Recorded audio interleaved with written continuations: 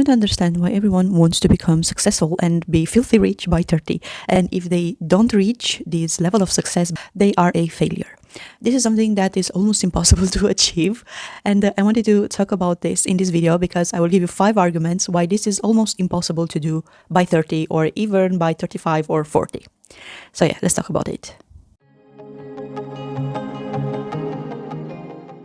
Hi, my name is Cornelia. I usually post here videos about corporate environments and how to get a job because I do work in talent acquisition. I do have a lot of experience and give you advice about what to say, not to say in job interviews, how to build your CV, etc.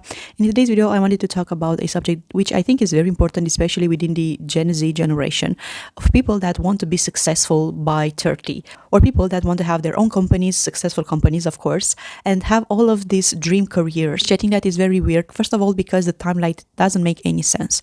So let's say that you finish university by, I don't know, 21, 22.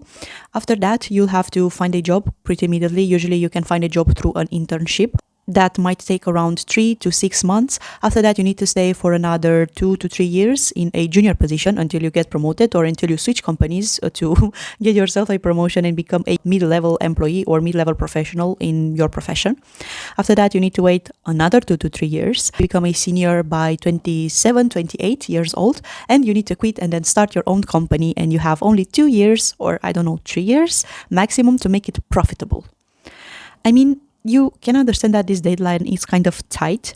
There are not that many people that can do this. And this pressure is so big on young people nowadays to become successful and to have their own companies or to have this 6-figure salary by 30 that is kind of baffling to me and doesn't make any sense. People that are telling you that you should do all of these things and be this filthy rich person by 30, they don't live in reality. And I bet that they were never employed in a long-term job. And in your life, there might appear different things. Maybe you fail a year at university and you need to repeat it and do it once more so you can finish it. Or maybe you get sick and you need to use the money that you saved to build your own company for medical treatments. Or maybe you fall in love and your priority mid-20s becomes to build your own family with your loved one. So yeah, there are a lot of things that might happen in those 10 years or 10, 15 years.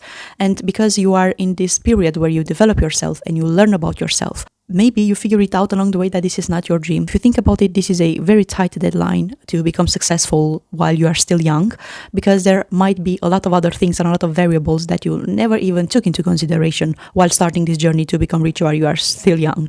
The second point that I wanted to make here is social media and how social media poisoned the minds of young people in understanding that successful is reachable while you are still young.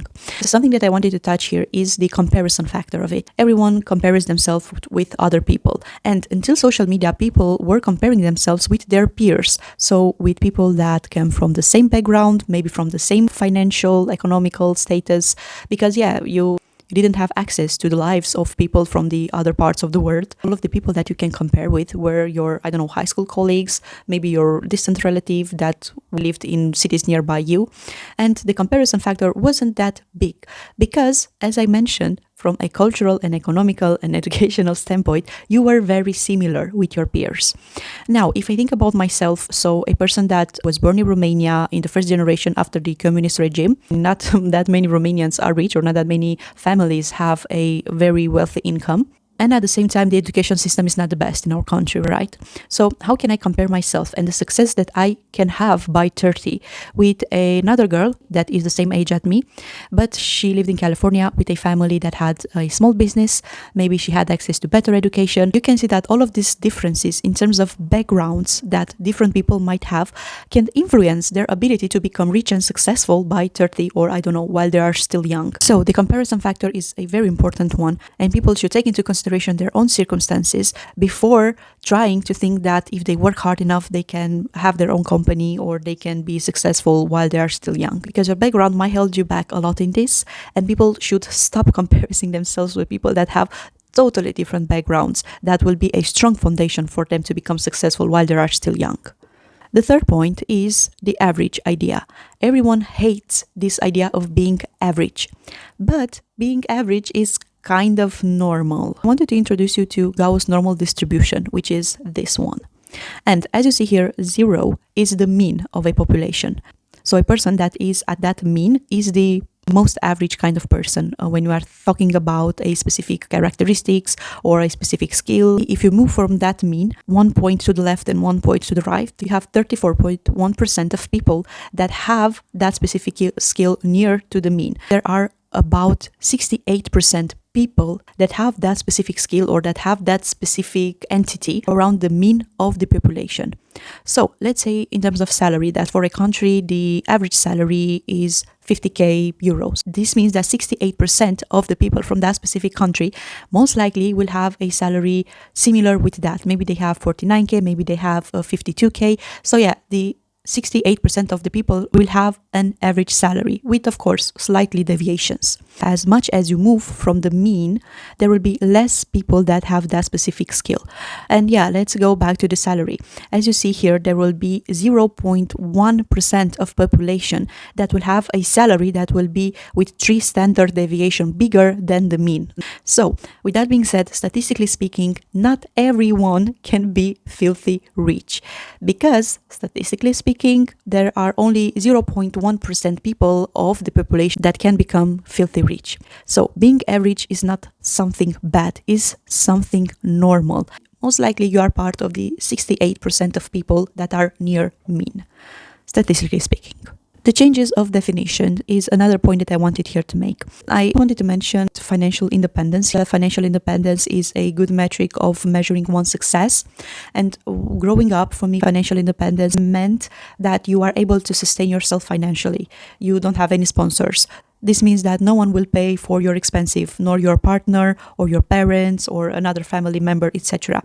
You will have a job that will help you earn sufficient amount of money that will help you sustain yourself to buy your groceries, to pay your rent and other expenses that you might have.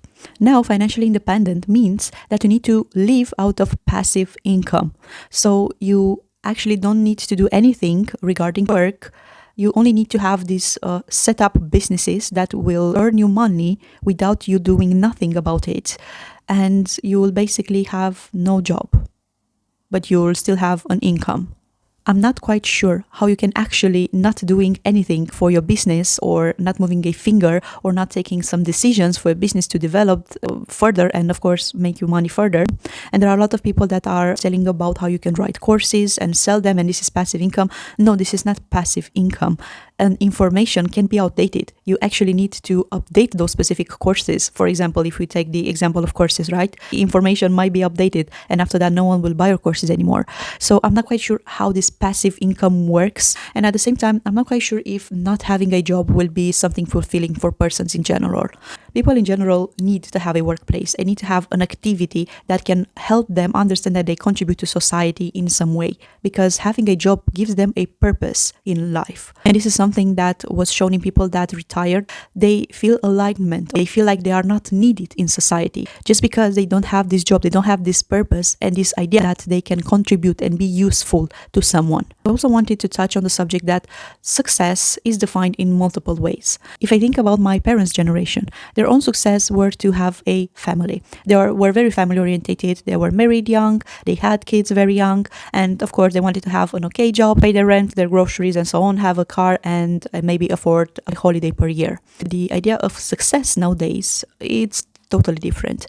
People want to have their own company or I don't know, the 3, 4, 5 million subscribers on Instagram. They want to travel with private jets to different exotic destinations. They want to have multiple cars. Most of the people, when they're talking about success, they're talking about financial success. But in my opinion, I think there are more things that you can think about that will make you more fulfilled or that will make you think that you have more success that you had, I don't know, 3 or 4 years ago in your specific career. And now I wanted to speak about the morality of doing a specific profession. For me personally, I feel that I have more success when I'm doing my job well. When I become better at my job, I can provide a better quality of the activities that I normally do. And this translates in my personal life as well, right? I become a better friend, a better child for my parents, a better wife for my husband, and a better me for myself in general. I go to the gym most of the days of the week. I don't eat fast food. I don't drink alcohol. I listen to the people that are important for me and I'm an emotional support for them. So yeah, all of these things make me successful and make me think that I achieved success in life, because for me it's more important to hold myself accountable and becoming the person that I want to become in terms of my personality, experience, skills, behaviorals, etc., than to be filthy rich and to have a lot of money while I'm still young. I wanted to speak about this because there are a lot of gurus online that are teaching you how to make money and how to be financially independent, blah, blah, blah, by doing illegal stuff. I mean, let's think about the Tate brothers. And after that, they do these courses that they sell. This is something that I hate. I hate when influencers are selling courses about something. In Romania, I can think of 3 or 4 financial influencers that they were accused and that they were in prison for tax evasion. And after that, they got out of prison after their sentence finished, and they made courses on how to teach people to do tax evasion and become rich out of it. How can you define this as success? How can you define success by being immoral and doing illegal stuff to have money? I don't know. Becoming rich while you are still young is a pressure that I saw more and more in our society, and this is something especially for people that are young at the moment and that are spending a lot of time on social media, because this is where this idea is spread a lot. But yeah, maybe with this video I can help you understand that becoming rich is not something that is easily done and is not something that really depends on yourself. So it's okay if you are not filthy rich while you are still young and figure it out life in general. Thank you so much for watching. Bye.